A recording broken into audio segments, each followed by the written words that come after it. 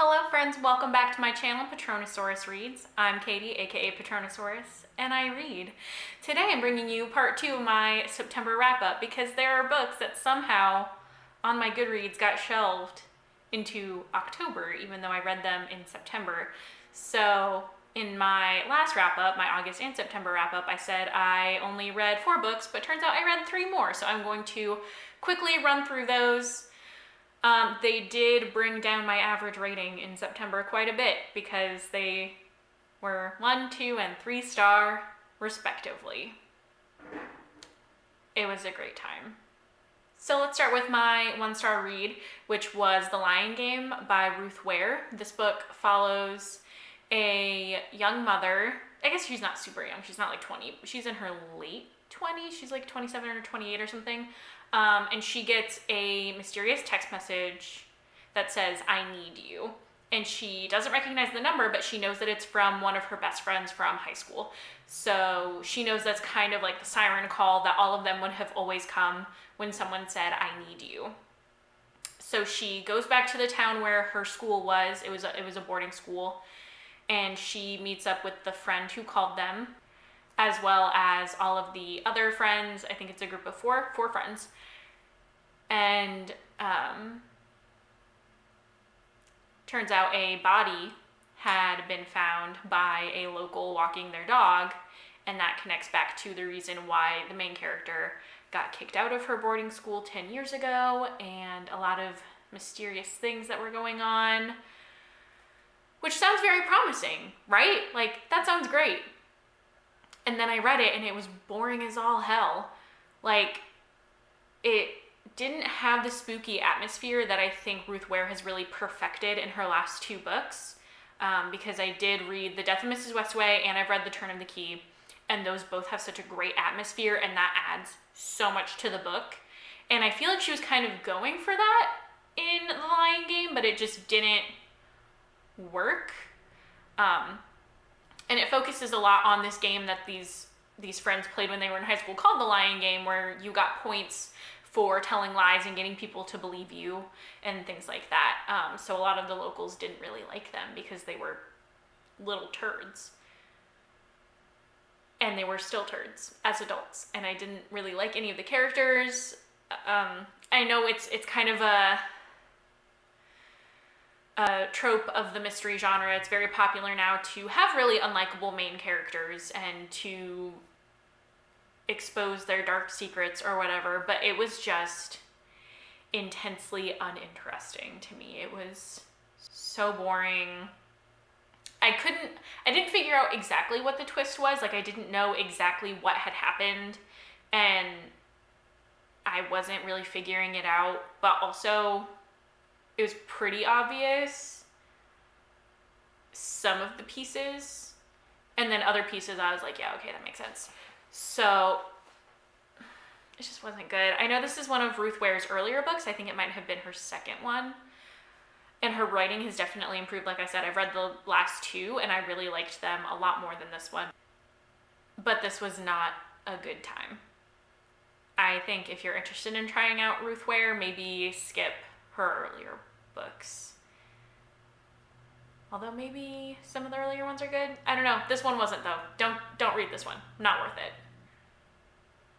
My next read was my 2-star read, and that was Alpha by Jacinda Wilder. This is a smutty erotica book that follows a main character who mysteriously has a check written to her for $10,000 every month for a year. And she doesn't question it, and she just takes these checks, like they just show up in her mailbox. But the first 3 on the memo line, the first one says "you," the second one says "belong," and the third one says "to me." And then the rest of them never say anything until someone comes to collect her for his employer. And he's like, "He's been writing you these checks. If you don't come with me, you have to pay them back." And she's like, "I don't have $120,000, so I guess I'll go with you." Which I know that's not going to be everybody's jam. And when I was reading it, I was kind of like, I don't know about this, but I'll give it a shot. So she goes and she is put up in this extremely lavish penthouse.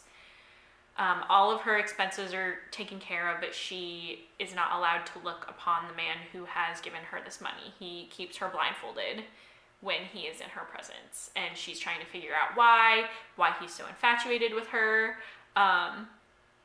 They do a little bit of like control, like submissive dominant things, but it's not really well done. Like I don't know, it's just not explained. Like he's supposed to be explaining to her what that kind of dynamic is, but he doesn't explain it very well at all. And it's really clear that the main character like is still not fully understanding and has not been informed of safe ways to engage in some more kinky sex, basically. And it's just like, I don't know about this. And then my 3-star read was Harry Potter, A History of Magic. I listened to the audiobook, which is narrated by Natalie Dormer, along with many other people, actually. I thought it was going to be a history of the Harry Potter books and a kind of like actually the history of the mythology of their world, but I guess a lot of that is on Pottermore, or I guess now it's Wizarding World. Rest in peace, Pottermore. I was a beta tester, by the way, for the original Pottermore site like 10 years ago. I got in on the ground floor, and it was so exciting to be part of like that first test group of Pottermore. It was a very exciting moment in my like 15-year-old brain. I was so happy.